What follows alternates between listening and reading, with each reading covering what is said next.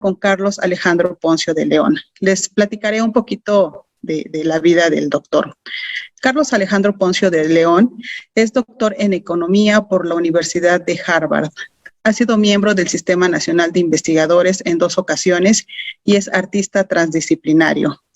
Como economista, ha laborado en instituciones como en el Instituto Nacional para devolverle al pueblo lo robado, en la Comisión Federal de Competencia Económica, la Fiscalía General de la República, Pemex y el SAT, entre otros organismos. Ha impartido clases en el Instituto Tecnológico de Estudios Superiores de Monterrey, en la Universidad de Anáhuac y en la Universidad Autónoma de Nuevo León. Como compositor, su música ha sido interpretada por ejecutantes como los de la Ópera del Metropolitano de Nueva York, por agrupaciones como la Orquesta Sinfónica de Minería y en foros internacionales como el Manuel Enríquez de Música Nueva, organizado por el INBA de México. Como escritor, ha publicado 200 cuentos flash y una memoria, Héroe de 100 batallas. Además, su obra plástica ha participado en diversas exposiciones individuales y colectivas, públicas y privadas. Bienvenido, doctor. Lo escuchamos. Muchas gracias, Rosalía. Muchas gracias por la invitación. Muchas gracias a las colegas, compañeras que están por aquí. Yo vengo a platicarles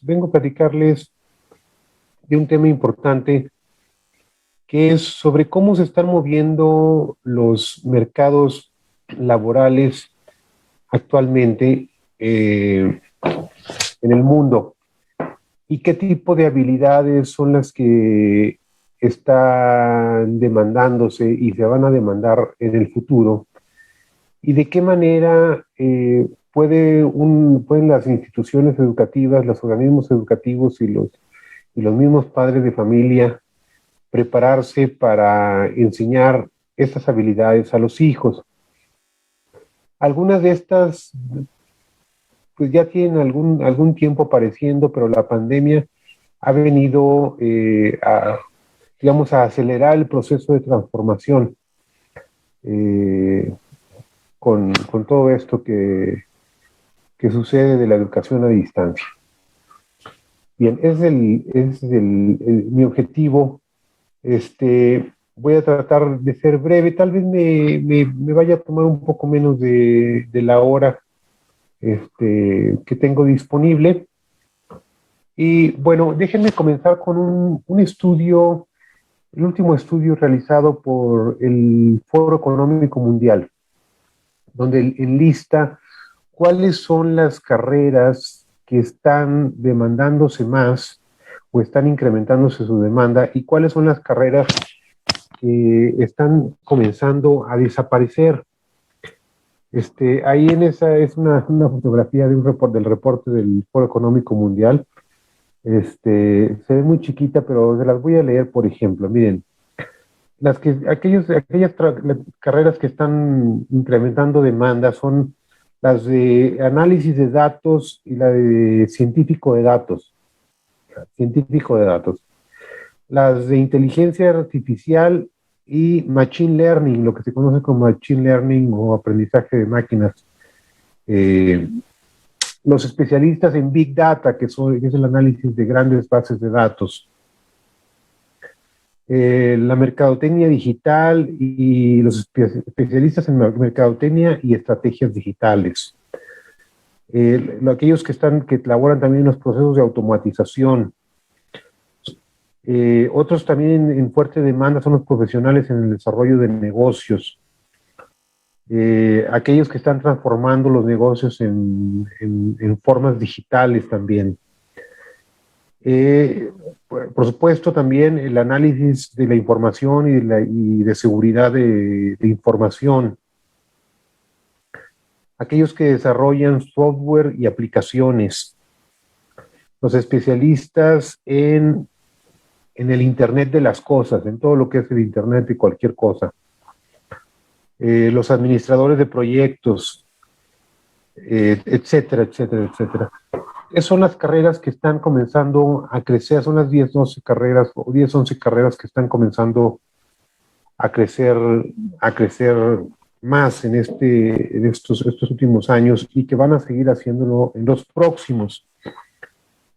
Por supuesto, también los profesionales en el desarrollo de bases de datos y de conexiones, los ingenieros en robótica, los asesores estratégicos, los analistas en administraciones y organizaciones, los ingenieros en tecnologías financieras, en fintechs, los ingenieros en fintechs,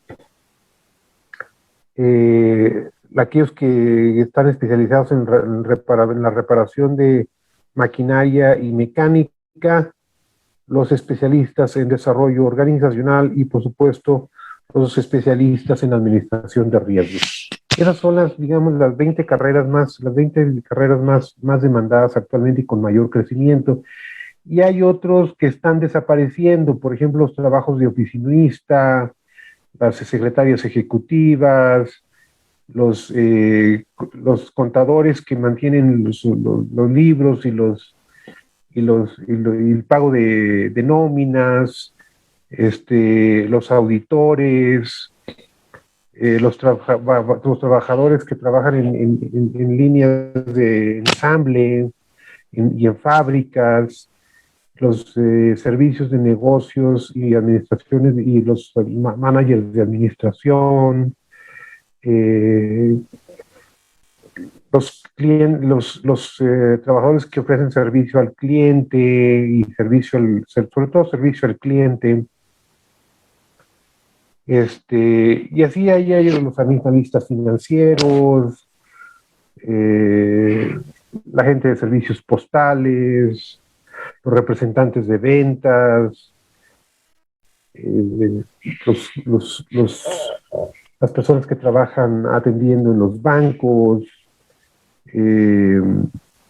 las personas que venden de puerta en puerta, los vendedores en la calle, aquellos que venden en las calles,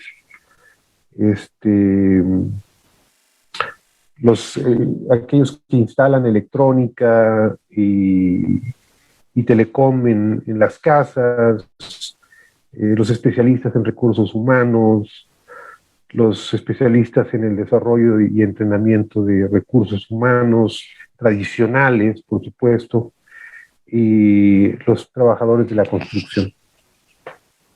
Esas son las carreras que están desapareciendo.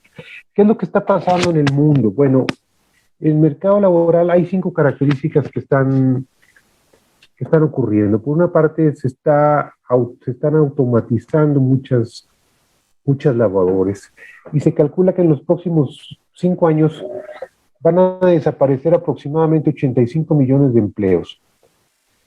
Y muy pronto, por lo menos primero en los países desarrollados, la mitad de los trabajos van a ser realizados por humanos y la otra mitad por máquinas. Ahora, esta revolución robótica también está creando nuevos empleos que no existían,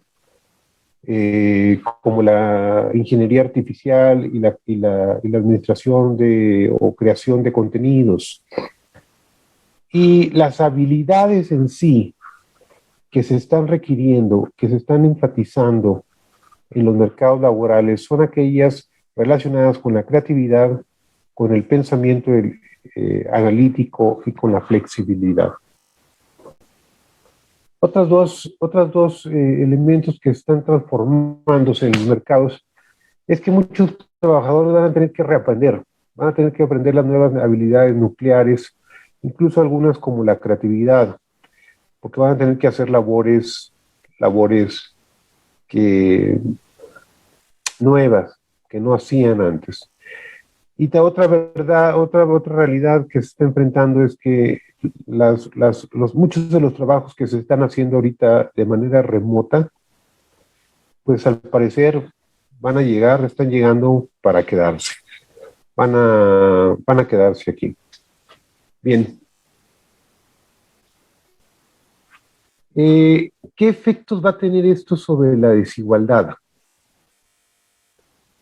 Pues la historia no es muy optimista, la desigualdad va a aumentar. La desigualdad va a aumentar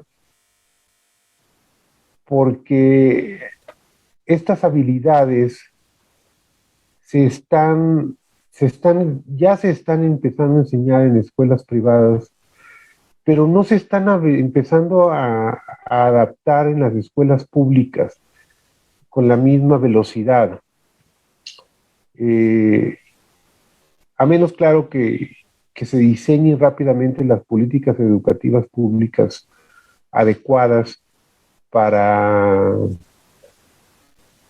poder contrarrestar estos efectos. Ahora, ¿por qué es esto importante? Yo soy economista y estoy aquí hablando quizás como si ustedes estuvieran enterados de que en los estudios que hacen los economistas sobre los niveles de ingreso de las personas, el determinante más importante de los ingresos de alguien está dado por su nivel educativo, por cuántos años de educación tiene.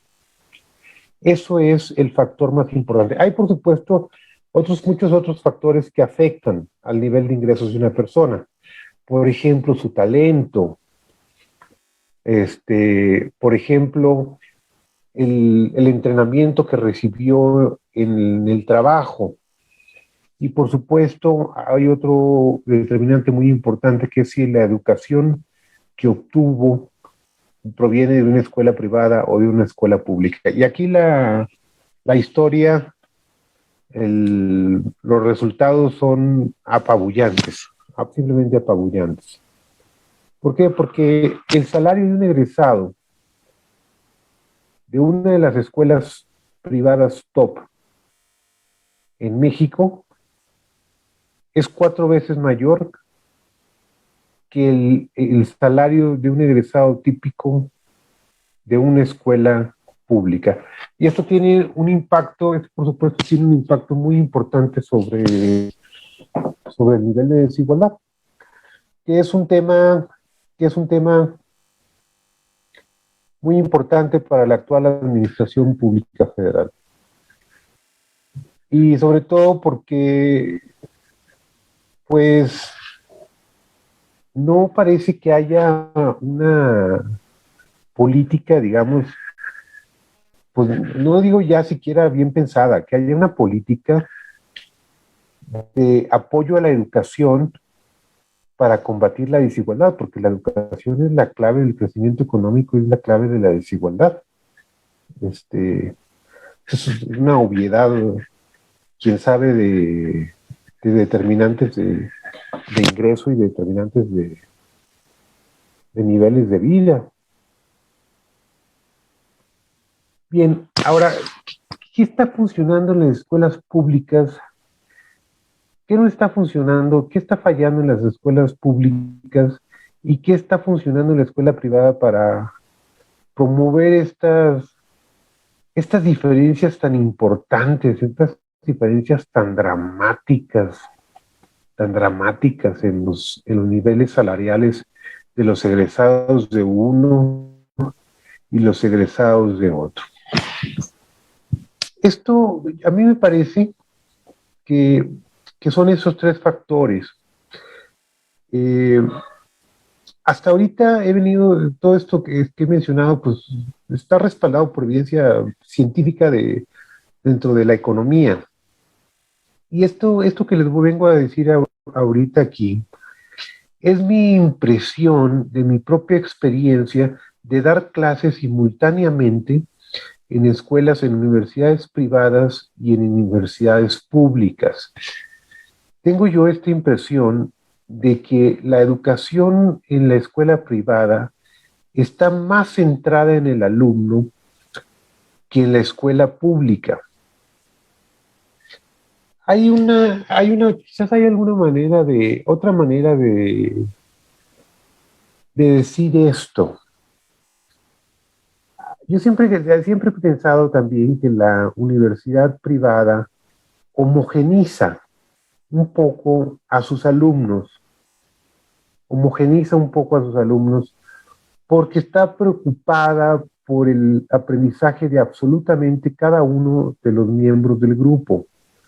Entonces, si eso implica, digamos, apachurrar un poco la curva de aprendizaje de los alumnos sobresalientes no importa, con tal de sacar adelante a los alumnos de aprendizaje más lento.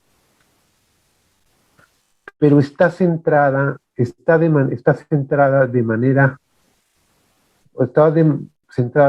más enfocada en todos y cada uno de los alumnos, en los talentos de todos y cada uno de los alumnos. Y esos talentos no necesariamente son los talentos académicos tradicionales de siempre, los que no hacen al profesor pensar o sentir o expresar sobre un alumno que es, digamos, tradicionalmente inteligente.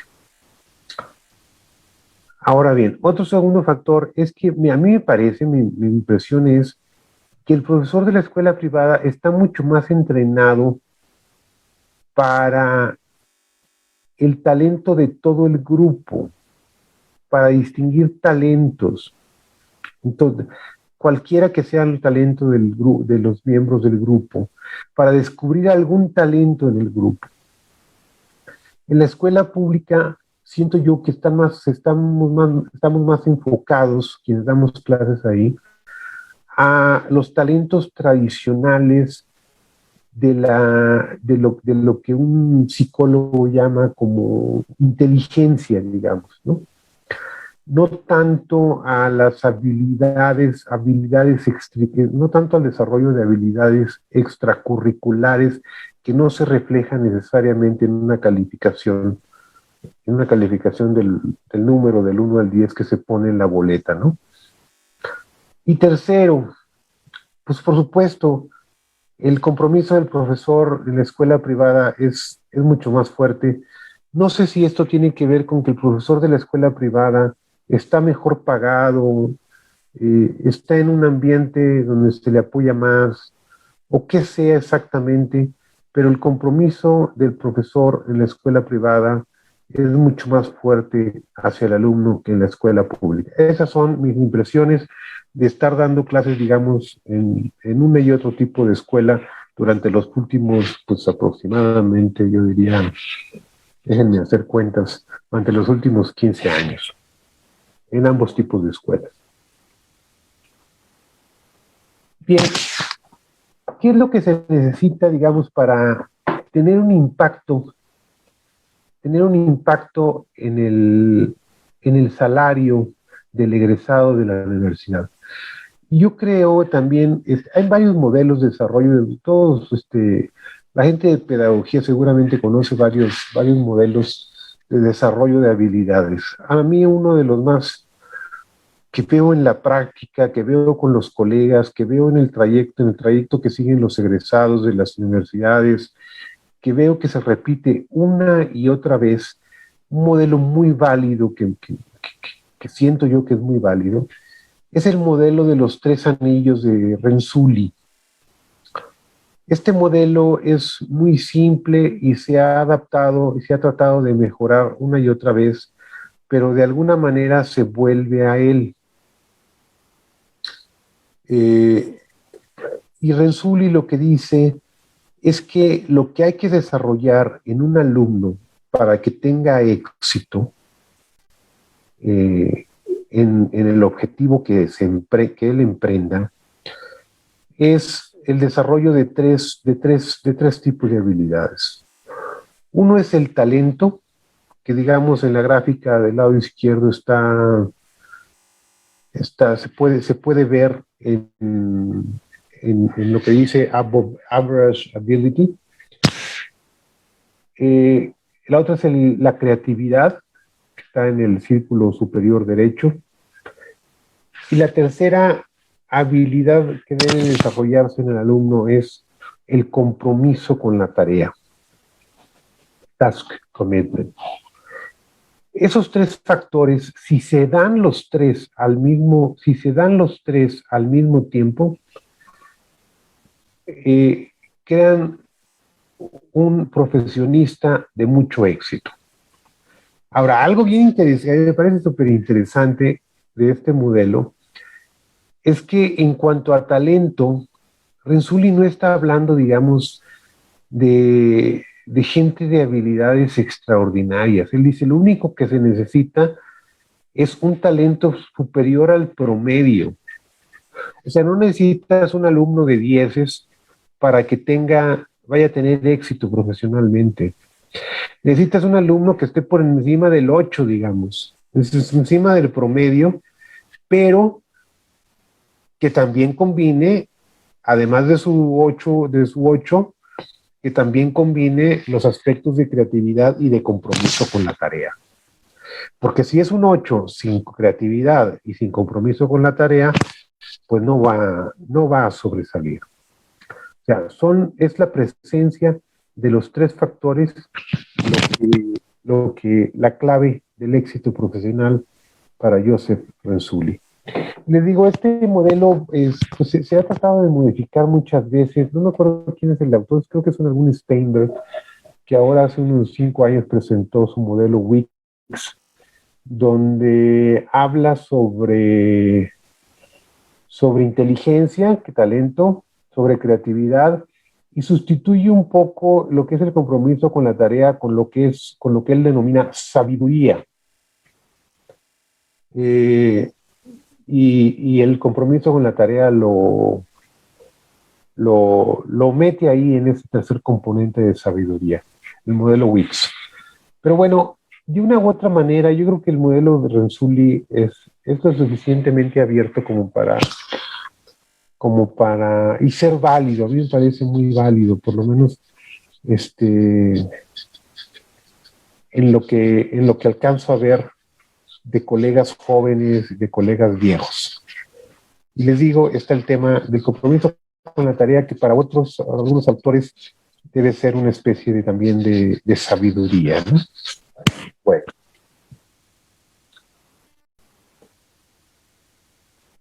Porque lo que quisiera yo concentrarme aquí es por qué es tan importante la creatividad.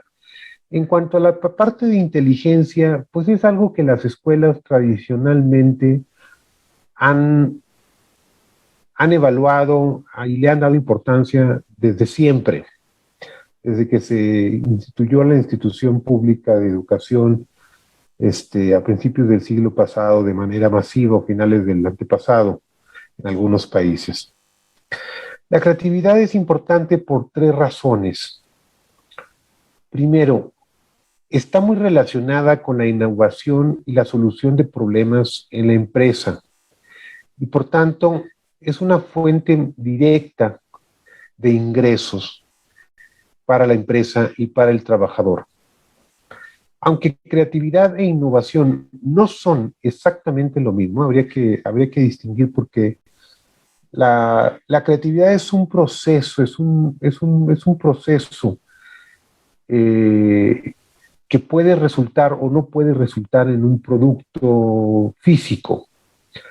La creatividad tiene que ver con un proceso cognitivo que resulta en un producto material o no material que es novedoso y que resuelve un problema a la mano, el cual está tratando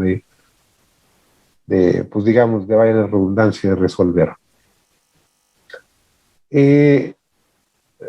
Por otra parte, la creatividad es la fuente del descubrimiento de verdades científicas. También la creatividad también es elemento de la ciencia, y por lo tanto, como pues, se ha demostrado en la evidencia histórica de los países durante los últimos 300 años, las verdades científicas son las que impulsan los progresos tecnológicos y el progreso económico de los países.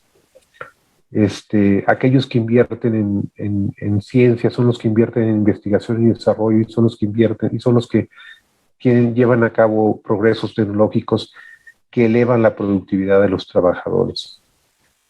Y tercero, la creatividad también es muy importante porque es una fuente de salud y bienestar para el ser humano cuando se usa como forma de expresión, ¿sí? cuando el ser humano se expresa de manera creativa, sus emociones, es una fuente importante de salud y bienestar para el ser humano y por lo tanto impacta positivamente su productividad. Esto es algo que pues todo el mundo sabemos que un trabajador que simplemente está o deprimido o estresado de la manera incorrecta, pues no trabaja, no va a tener el nivel de ingresos que va a generar si tiene la salud y el bienestar adecuados. Para ponerles un ejemplo, hay un psicólogo allá de Estados Unidos que trabajó en los 80s, fue contratado por una empresa norteamericana para dar terapia a los trabajadores que fueron despedidos. Fue una empresa que se vio en un momento de crisis y tuvo que despedir a muchos trabajadores. Entonces contrató a este psicólogo para darles terapia y encontró algo bien interesante. Él les daba una terapia especial que tiene que ver con herramientas creativas, con algo que se llama escritura expresiva, donde tenía que plasmarse la creatividad del trabajador. Y encontró que aquellos que recibían terapia encontraban trabajo y encontraban trabajos a salarios superiores que aquellos que no recibían terapia. Esa terapia expresiva, esta terapia relacionada con la creatividad. Así de simple. ¿Por qué? Porque el trabajador que no podía sobrepasar la parte del despido, que seguía enojado, que seguía estresado y resentido, no podía prepararse para lo que venía, no podía prepararse positivamente para la solicitud de trabajo que venía y no podía desempeñarse, no era prometedora su imagen, la imagen que presentaba ante las nuevas ofertas de trabajo que andaba buscando. La salud y el bienestar humano son bien importantes para elevar la productividad del trabajador. Bien. Ahora, hay varios mitos sobre la creatividad y están incluso difundidos. Se ha descubierto que hay encuestas en México y en Estados Unidos están incluso difundidos entre los profesores de educación, sobre todo los profesores de educación como primaria y secundaria, incluso en bachillerato. El primer mito es la creencia de que la creatividad está determinada por factores hereditarios. Esto viene de un estudio muy viejo no me acuerdo si de Galton o de algún científico, algún físico que hizo un estudio allá por 1800 y tantos, me parece, en el cual él creía que la creatividad era un factor hereditario. Y estudios que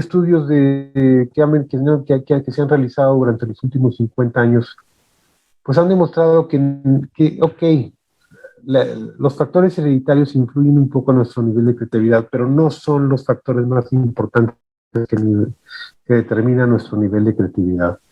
Nuestro nivel de creatividad está determinado por el ambiente en el que crecemos. Si es el ambiente adecuado, un ambiente adecuado donde la creatividad se alimenta, el niño, el adolescente, el joven o incluso el adulto y el viejo llegan a desarrollar la creatividad. Esto no es algo limitativo que se pueda aprender solo antes de los 21 años. Hay gente en los 50 y 60 y 70 siendo muy creativa y aprendiendo técnicas de creatividad y aprendiendo a ser creativo. Y no son los factores hereditarios los más importantes, no son tan importantes como el trabajo en el desarrollo de la creatividad, el trabajo personal para el desarrollo de la creatividad.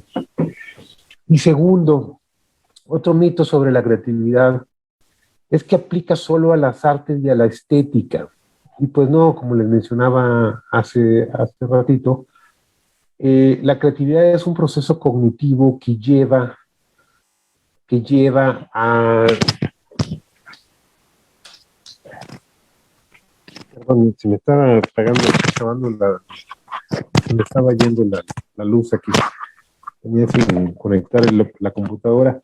La creatividad es algo que aplica a las artes, pero también a la ciencia y a los negocios, y está muy relacionada con la innovación, con la solución de problemas y con el procesamiento de análisis analítico. La creatividad va más allá de las artes y la estética. Y por ejemplo, hay estudios donde él ha preguntado a profesores de primaria y secundaria sobre quiénes son sus alumnos creativos, y normalmente los confunden con lo que con lo que más bien son alumnos inteligentes. La creatividad y la inteligencia, como veíamos en el modelo de Renzulli, son elementos distintos. Una cosa es la inteligencia, una cosa es el talento, una cosa es la habilidad en cierta área, y otra cosa es la creatividad. Y segundo, cuando hablan de creatividad, muchos de estos profesores se encontró que hablaban de una creatividad ornamental. Por ejemplo, cuando pedían un trabajo, les parecía que el trabajo era creativo si el trabajo venía en un marco y el alumno había usado colores en la presentación de su trabajo, y había utilizado figuras o garabatos ahí estéticos en la presentación del trabajo. Totalmente desubicados de lo que es la creatividad, que como proceso cognitivo, como proceso que conlleva la creación y generación de ideas nuevas, la creación y generación de solución de problemas. Entonces son dos mitos interesantes sobre lo que es la creatividad. Bien, ¿se puede enseñar la creatividad? Como les decía, pues sí se puede enseñar. Se puede enseñar. Las escuelas tradicionalmente no están, digamos, entrenadas para enseñarla. Están más concentradas en lo que es la inteligencia tradicional, en conocer la respuesta correcta a una pregunta cerrada. Sin embargo, la creatividad, que está más relacionada con preguntas abiertas, con soluciones que no están predeterminadas, también se puede enseñar. ¿Y qué deja en el alumno, digamos? ¿Qué deja en el alumno la enseñanza de la creatividad? Pues depende. Aquí hay también mucho estudio, mucha ciencia detrás de estos hallazgos. Al nivel preescolar, cuando se enseña al nivel preescolar, la creatividad lo que hace es sembrar una semilla que va a crecer durante toda la vida, que es la imaginación. Y esa es muy útil para muchas cosas. Al nivel de escuela primaria, le enseña al alumno a profundizar en los temas que aborda. Esa es la enseñanza que le deja al alumno. En la adolescencia, el alumno aprende que puede desarrollar intereses permanentes sobre un tema, no necesariamente los de la creatividad.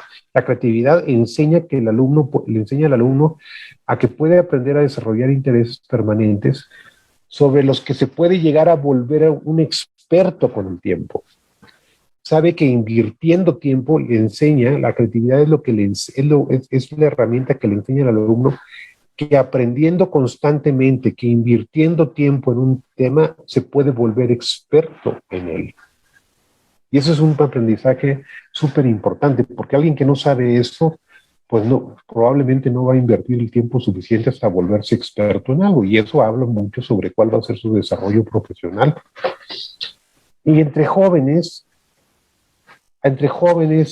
la creatividad les enseña a construir su independencia y su identidad, y entonces a tener valores propios por los cuales luchar de la manera que ellos elijan. Esos son algunos de los efectos de la creatividad en la educación entre jóvenes. Entre adultos, por supuesto, también tiene sus efectos, que no son los que quisiera concentrar, pero por supuesto tiene que ver con las habilidades para resolver problemas en el trabajo. Entre los adultos mayores también tiene un efecto importantísimo a la hora de revalorar y reinterpretar la vida de la persona, etcétera, etcétera. Ahora, como les decía, la creatividad puede enseñarse pues al nivel tiene impactos al nivel de empresa, tiene impactos a nivel de ciencia y tiene impactos al nivel en las artes. ¿Cuál es la mejor manera para experimentar fuera del aula o en la misma aula a veces también? Pues a través de las artes, porque el proceso, los mecanismos, los medios de la creatividad son exactamente los mismos en la ciencia que en los negocios, que en las artes. Por ejemplo, la combinación de conceptos que no son parte uno del otro, que normalmente no van uno junto al otro, es un mecanismo de creativo que se puede aplicar igual a los negocios, igual a la ciencia e igual a las artes. Por poner un ejemplo muy obvio, el iPod. El iPod surge antes que el iPhone. El iPod lo desarrolla Steve Jobs en su empresa Apple, y lo que hace es juntar dos conceptos: el Discman, un tocador de discos, con un aparato parecido a un teléfono, un aparato que parecía un teléfono celular, que había sido desarrollado en los 70 ya por alguien más. Junta esos dos conceptos y lo que surge es el iPod y el iPhone posteriormente. Así se da, es un mecanismo creativo. Claro, hay que estar entrenado en su aplicación para que pueda ser útil y pueda ser empleado por las personas. Pero definitivamente el mejor laboratorio fuera del aula es en las artes. Y esto es algo a lo que muchas familias, sobre todo las de niveles de ingreso alto, tienen acceso, y no las de ingreso bajo. Entonces, este también es otro factor que afecta al nivel de desigualdad, que agranda la desigualdad entre ricos y pobres, y es algo que hay que combatir, ofreciéndole esta oportunidad de desarrollo a las familias de bajos ingresos.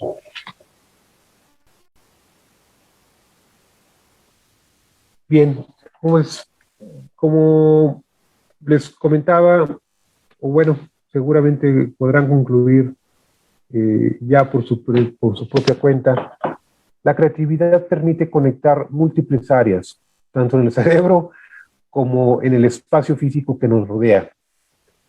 Y esto es una habilidad muy importante que están demandando los mercados laborales, sobre todo porque ahora es muy importante el trabajo multidisciplinario, y porque ahora muchos egresados, muchos profesionistas jóvenes se están viendo a la tarea de cambiar de profesión 2 o 3 veces en su vida.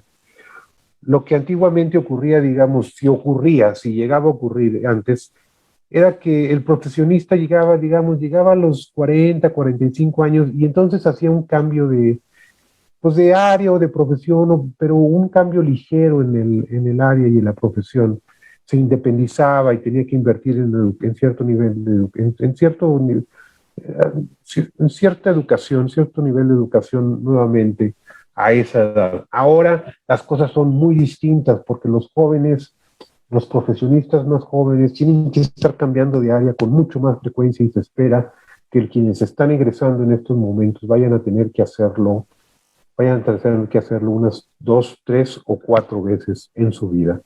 Por eso, esa flexibilidad de la cual hablaba como habilidad importante en el mercado laboral, es tan esencial, y es una habilidad que también promueve la creatividad, porque permite conectar distintas áreas de conocimiento, de conceptos, de artes y a distintas áreas del cerebro.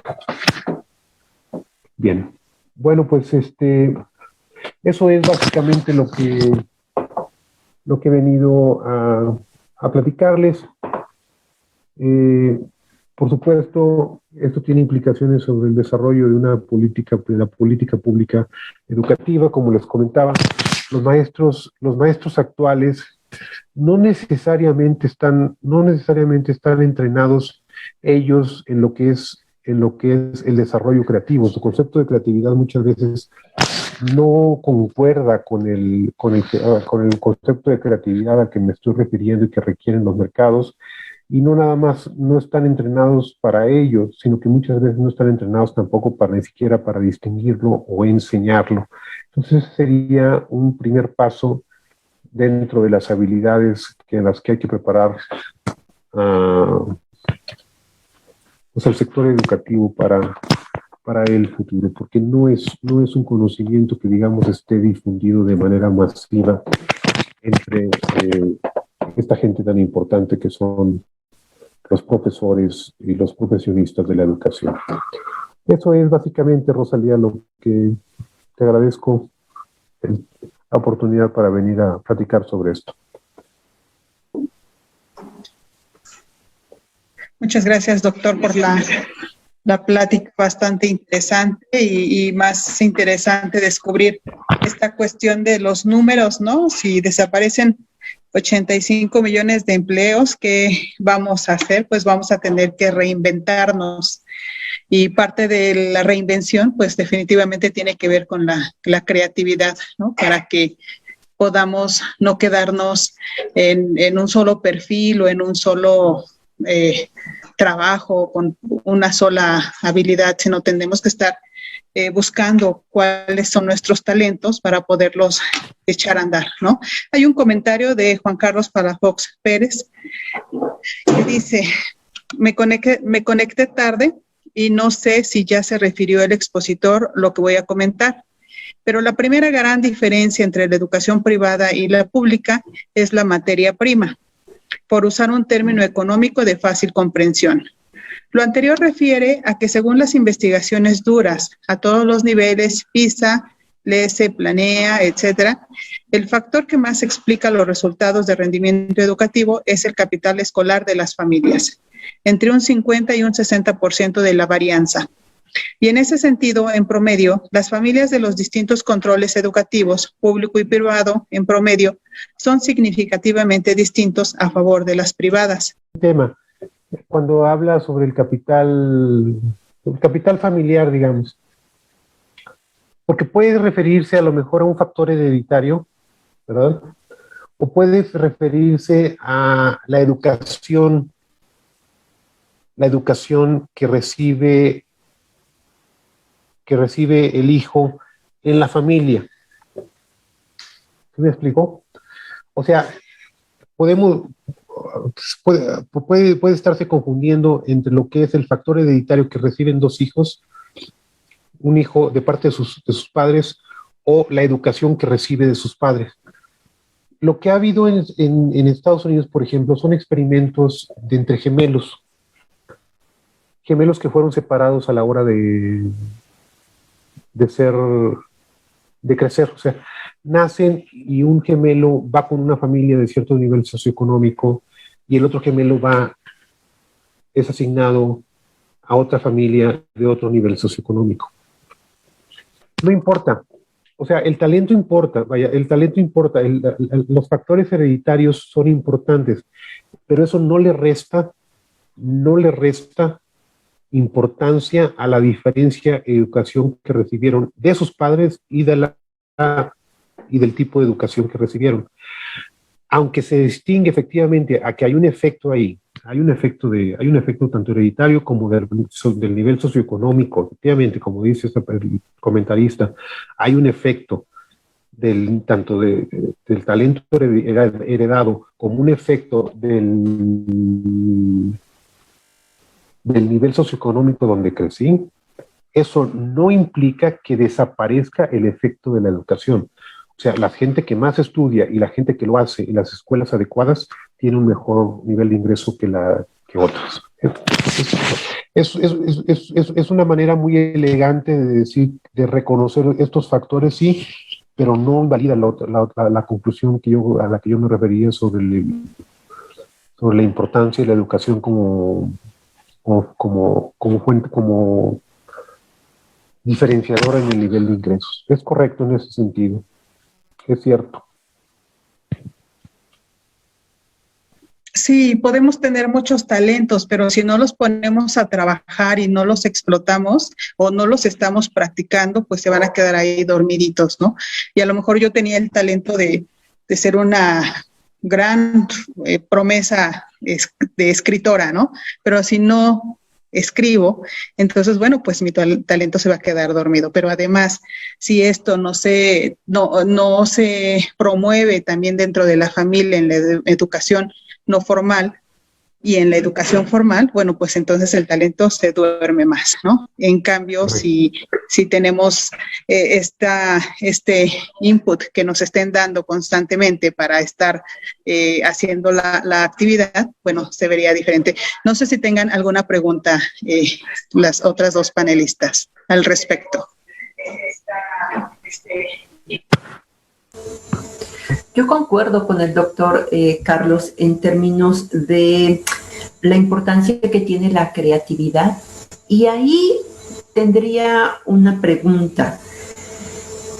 Estamos de acuerdo que para poder buscar talentos, descubrir talentos en los estudiantes, las y los estudiantes, independientemente del nivel educativo, ¿qué recomiendas en términos de poder potenciar o fortalecer la creatividad en los y las docentes? Porque me parece que por ahí viene la situación. Pensamos en un momento dado, bueno, pues eso podemos hacerlo desde la infancia, sí, pero cuando ya tenemos 40 y más, 50 y más, pues ¿qué hacemos? Ya crecí así con estas limitaciones o circunstancias, y quizá en esa posibilidad el hecho de no, me parece a mí, es difícil ver lo que no puedo yo tener. Y entonces ahí la mirada, el descubrimiento, se me haría complicado. ¿Qué nos recomendarías, Carlos? ¿Cómo generar esta creatividad en nosotras y nosotros docentes para poder potenciarlo con nuestros estudiantes? Qué pregunta tan interesante, Tere, tan interesante y tan importante y tan difícil, porque, mira, la creatividad hay todavía mucha discusión en cuanto a qué tan específica a un dominio es y qué tan general es, ¿verdad? Entonces, los docentes somos gentes que ya somos muy expertas en un tema. Y eso juega en contra, hasta cierto punto juega en contra del desarrollo de nuestra habilidad creativa, porque pensamos de una manera tan cuadrada en nuestro dominio que se nos dificulta ser creativos. Ese es otro descubrimiento que se han descubierto en experimentos. La sobreinversión en conocimiento mata un poco la creatividad, por eso la insistencia de ser creativos desde chicos. Cuando hay esa ingenuidad, cuando se puede jugar, cuando se pueden combinar conceptos y se puede uno equivocar sin temor a equivocarse. Para un adulto, para un profesor, etcétera, es más complicado, y los adultos y profesores estamos más acostumbrados a las formas de aprendizaje anteriores, donde es como una receta de cocina, ¿no? Nos tienen que decir, hay que hacer A, B, C, D, E, etcétera, para poder lograrlo, y necesitamos eso. Eso es por una parte. Yo no tengo, o sea, es una parte complicada. Entonces, yo no tengo ahorita una respuesta así pensada para tu pregunta, soy franco, me agarras muy en curva. Pero debe haber literatura que aborde el tema. A mí lo que se me ocurriría aquí de bote pronto, es el tema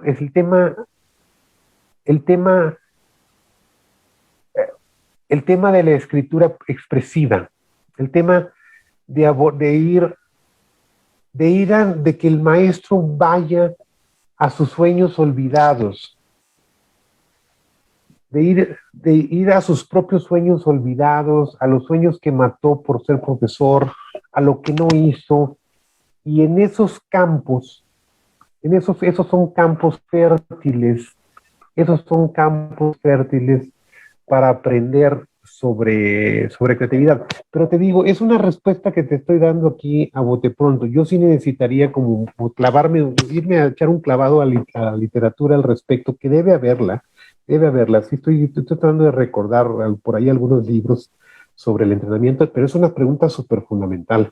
Y siento no tener una respuesta que te diga, pues hay que hacer esto, ¿no? Pero seguro se puede lograr de alguna manera. Pero gracias por tu pregunta, Tere.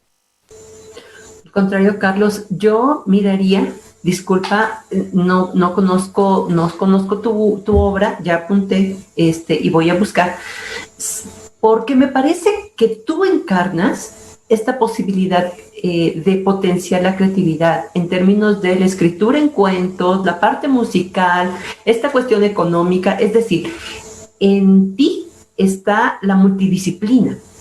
Y me parece que por ahí es una puerta, el hecho de decir, bueno, pues total, arriésguense, ¿sí? Quizá no van a ser tan diestros, o sí, en alguna otra cosa, como dices, que no han explorado. Me parece ahí la frase que dijiste tan alentadora, esto de equivocarse sin temor, o quizá con un poco de temor, con un poco de vergüenza, pero bueno, total, hágale. Y me parece, vuelvo a decir que tú encarnas esta parte de la multidisciplina tan disímbola una de otra área, sin embargo que en ti se condensan, y esa es la posibilidad.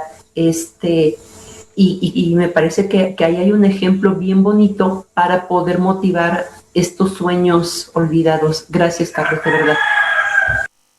Muchas gracias, Tere. Gracias. Ese gallito apenas está despertando, ¿verdad? Efectivamente. Perdón, maestra. Yo nada más un comentario, en mi caso, yo soy, bueno, ya como lo sabes, soy maestra de telesecundaria, y pues en telesecundaria nosotros pues trabajamos todas las asignaturas, entonces dentro de ellas pues están las artes. Y pues prácticamente todos, bueno, los maestros de tele no tenemos la especialidad en todas las asignaturas. Y entonces para poder dar la materia de artes, pues tenemos que ver la forma, pero pues la materia se tiene que impartir. Entonces, anteriormente, pues teníamos unos libros, los conceptos básicos que pues nos traían todo, o sea, como recetario todo, pero ahora pues han cambiado. Entonces, pues ahora nosotros tenemos que buscar la forma, y muchas veces nosotros no tenemos, no, a lo mejor no hemos descubierto, no sabemos que si somos realmente creativos, y si yo no tengo, ¿qué voy a dar? Algo que no tengo, no lo puedo dar. Entonces, pues no sé cuál sería su comentario, su consejo en este aspecto, porque sí es un poco complicado y a veces tenemos que buscar la forma, incluso tal vez buscar a alguien que a nosotros pues no nos dan maestro de música, ni de pintura, ni de nada de eso. Nosotros tenemos que ver, si no lo podemos hacer, pues tal vez llegamos al extremo de tal vez buscar a alguien que nos apoye, ¿sí? Para que pueda resolver esta situación, pero la materia se tiene que dar. Sí, eso es muy importante. Fíjate que a mí yo he enfrentado el reto de tener que dar clases ahora en pantalla, en Zoom. Y es todo un reto y es bien difícil, y mis respetos para todos ustedes que lo hacen de manera profesional, diaria, etcétera. Es bien complicado. Y ahí me he puesto a experimentar un poco en el tema de fomentar respuestas creativas. Me resulta más cuando son temas con los que no estoy, pues yo tengo un doctorado en economía, o sea, a mí yo estoy entrenado para ciertas respuestas y si no son estas, pues me marea. Digo, chis, no. Pero cuando empiezo a meterme en temas afines, pero sobre los que no soy tan experto, por ejemplo, hace poco di un curso sobre historia de la ilustración y temas intelectuales. La clave está en hacer preguntas abiertas y en fomentar la toma de riesgos por parte del alumno. O sea, si yo pregunto, ¿quién fue el primer presidente de México? Pues ahí hay una sola respuesta y eso ahí no involucra creatividad. Pero cuando yo hago preguntas, por ejemplo, cuando hablo les leo un texto del texto que se le leía a los antiguos reyes sobre cómo iban a gobernar y cómo ellos eran elegidos por Dios y bla, bla, bla. Y les pregunto, si esa carta te la leyeran a ti, ¿cómo gobernarías? ¿En qué tipo de cosas te preocuparían? Esto abre ya una ventana a la emoción y eso abre ya una ventana a la creatividad. Cuando uno logra conectar el material con la experiencia personal del alumno, empieza el alumno a ser creativo. Eso es algo que yo he descubierto. Pero repito, Sara, o sea, eso habría que estudiarlo y verlo por ahí, pero estoy totalmente de acuerdo contigo, o sea, porque hay que tener cierto conocimiento sobre el tema, porque yo no sé si si yo no domino un poco el tema, pues no sé si esto que estoy viendo es creativo o no, qué tan creativo es, ¿no? Si yo de repente empiezo con los niños a darles plastilina y que hagan figuras, pues a lo mejor después de una semana de estar viendo figuras de plastilina, digo, mira, esta sí está creativa, ¿no? Después de estar acostumbrado. O sea, se necesita cierta inmersión en el tema. Sí se necesita cierta inmersión en el tema. Y pues sí, habría que ver. Y las artes se prestan mucho más fácilmente pero está por todos lados. O sea, la creatividad se puede aplicar a las matemáticas, se puede aplicar a la humanidad, se puede aplicar a las ciencias sociales, a las ciencias físicas. Eso con toda seguridad. Lo único es, pues habría que invertir en el tiempo de cómo enseñar esa creatividad en esas áreas, efectivamente. Muchas gracias, Sara. Gracias. Justo cuando estaban hablando sobre la creatividad y el talento, recordé que tengo este libro que estaba leyendo hace tiempo, y aunque a lo mejor John C. Maxwell no es considerado uno de los más o mejores científicos, tiene puntos muy interesantes, ¿no? Y me parece, cuando Tere comentaba, cuando tú, doctor, le decías, es que no tengo la respuesta a esto, quizás podría dar algunas, ¿no? Y algo que he descubierto en Carlos es que él tiene lo que el autor dice. Dice, solo existe una causa del fracaso humano y es la falta de fe del ser humano en sí mismo.